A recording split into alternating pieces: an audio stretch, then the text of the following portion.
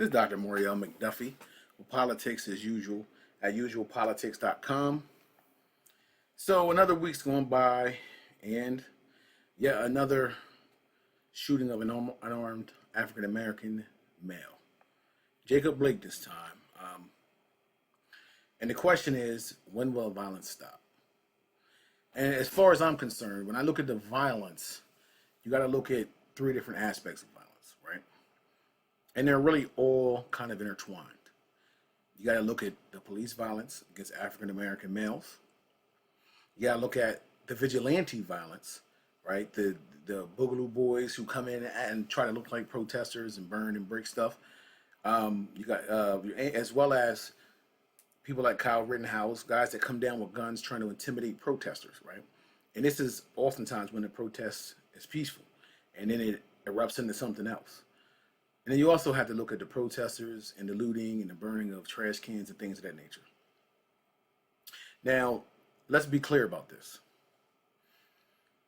When people are organizing marches, they're not organizing marches for violence, right? There may be some angry protesters who become violent, as well as there are situations where, again, I mentioned Boogaloo boys and different white supremacist groups dress up like they're there for the protest, but they do violence, as well as some angry protesters and some people who just really aren't about the protest at all and just come there to loot, right? We have some of those, but they're absolutely the minority. The people who are actually organizing the marches, and as you'll see, is usually in the daytime. It's usually a lot less looting. It's more at night, during the cover of night. And I'd just like to point out, even after the one night of violence in Kenosha, there's been several nights of peaceful protests. So that's my evidence for Kenosha in terms of the nonviolent protests. So one thing I want to talk about, because it seems like the RNC was this week, and there were a lot of misinformation. And within that, one of the themes was that these protesters are anarchists and they're going to come and take your suburbs and things of that nature. So I want to take a look at what this is about. And really what I want to do is, because I'm surprised that people are acting as if protests have never turned violent in this country, as if BLM protests, Black Lives Matter protests, are the first protests that ever turned violent. So let's just go over a few historical events. And then just a few. Haymarket Affair, or the Haymarket Incident.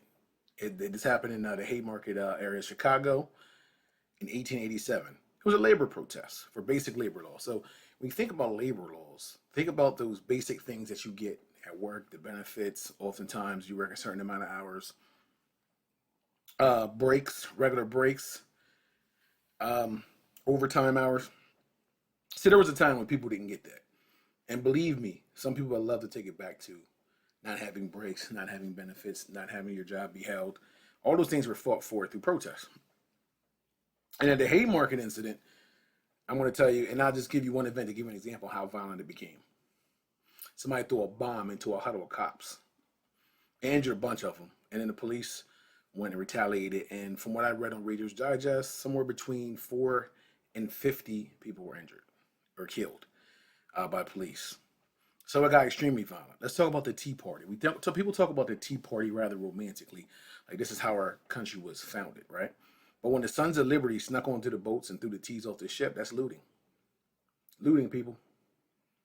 So the Tea Party, that's another one. Riot, right? And looting. Stamp Tax Act. England decided to add an extra tax. It was an internal tax. It was not a tax that took place when you were exporting. This is something, so the people were upset about it. So the Stamp Commission Act appointed a man named Andrew Oliver as a tax distributor. This is without his knowledge or permission. But the mob heard he was a tax distributor, and guess what they did? They looted his house on more than one occasion. Interestingly enough, Andrew Oliver resigned before the position even started, but they looted his house multiple times, right? And this is part of their protests. Battle for Blair Mountain. And this is a biggie, 1921. Coal miners were protesting, again, for basic labor rights. This was the largest armed uprising since the Civil War. It included bombs, machine guns, and it lasted 4 days. Violent. And that's not even to talk about Tulsa in 1921 when white mobs tore up the black part of the city. It was a bustling black town. Red Summer, 25 different riots, white mobs tearing up black towns, black areas and cities. And Rosewood, 1923, when they destroyed an entire black town in Rosewood, Florida. So all of these are riots and protests from our history. This is nothing new. As a matter of fact, I would say compared to some of the ones I just gave you, they were not even, I would say they're not nearly as violent as some of the ones I just gave you, some of the examples I just gave. I don't say that to say that it's right. I say it to say I don't. I think all of the violence has to stop if we're going to make progress. But we need to not only include looters and rioters, we need to include the police in that. And we also need to include those white nationalist groups that like to come out with their big guns. Personally, I don't believe that guns should be allowed to protest. That's always going to be a problem. If you allow people to come to anything where it could get heated with big guns on their chest, there's going to be a problem. So when we look at that history of violence, right? We look at Kenosha's situation. We're talking about Jacob Blake. And there were multiple opportunities before he walked around that car to stop him, right? It's interesting because you constantly see that lots of violent white men are constantly taken into custody without issue. Constantly taken into custody without issue, right? So let's think about that for a second, right? We have Kyle Rittenhouse, right, who during the protest shot 2 people. As a matter of fact, I believe he shot 3 people because he shot somebody before he ran down the street when with the video that I saw. The police walked by him. He had his hands up with a big gun and people were yelling he shot somebody. James Holmes opened fires in a movie theater in Colorado. Arrested with care. Dylan Roof opened fires in a black church in South Carolina. Arrested with care. And he got a bonus. Traded the Burger King. Peter Manfredonia. And this was this year, just in May. Killed a 62-year-old with a machete, held another man hostage, and killed a former classmate, arrested with care in Maryland. Gregory and Travis McMichael chased down a Moab Arbery, killed him when he was jogging, arrested with care. So we have this pattern where, and it's an opposite pattern where black males with no weapon, and matter of fact, he told them he had a knife in the car. I guess, why would if somebody's going to tell you they have a weapon, right, you're being honest, but for whatever reason, when black males say they have a weapon, police become heightened. Clearly by Kyle Rittenhouse's, the response to Kyle Rittenhouse, there was no fear. And he had a big AR-57 gun, right? So it's a big difference in how African-American males are treated. And really African-Americans in general, to include African-American women in that, than white males. Big time difference. So this man was killed. By contrast, if you look at the 2 situations of how they treated Jacob Blake and then how they treated Rittenhouse, it's ridiculous. Totally ridiculous. Also, if you look at when these groups showed up, and a lot of them weren't from there. Kyle Rittenhouse was from Illinois, not from Kenosha, Wisconsin. These groups showed up into a community that was not their own, many of them. Some of them were from the community. And they had their guns, and the police gave them bottled waters. And one of the officers said, we really appreciate you. We really do.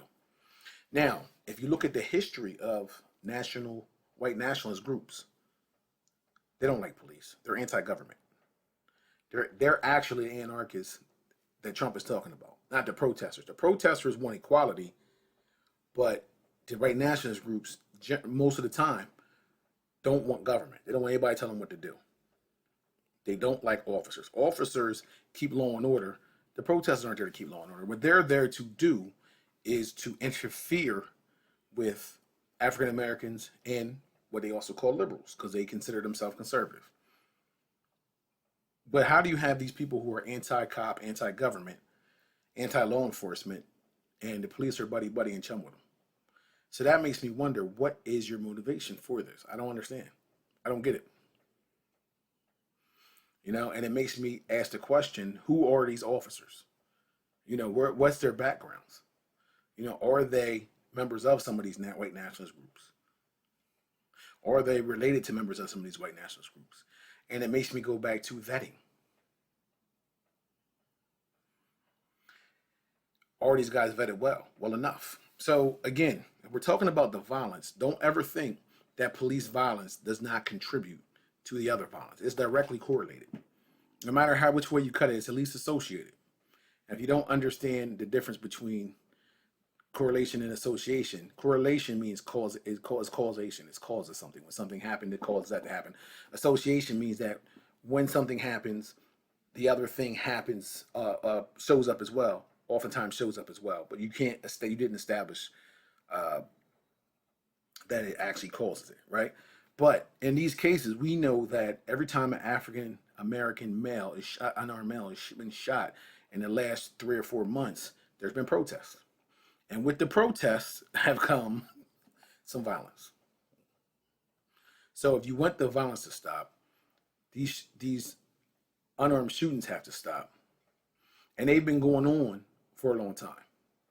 So I want to take it back, and I want to talk about, the history, because we have a long history of police brutality. The reality is that technology really changed the game. When people started getting cell phone cameras and they're able to now record any and everything in a heartbeat, it really made the job of officers difficult. But it also made getting away with police brutality difficult as well. So think about this for a second.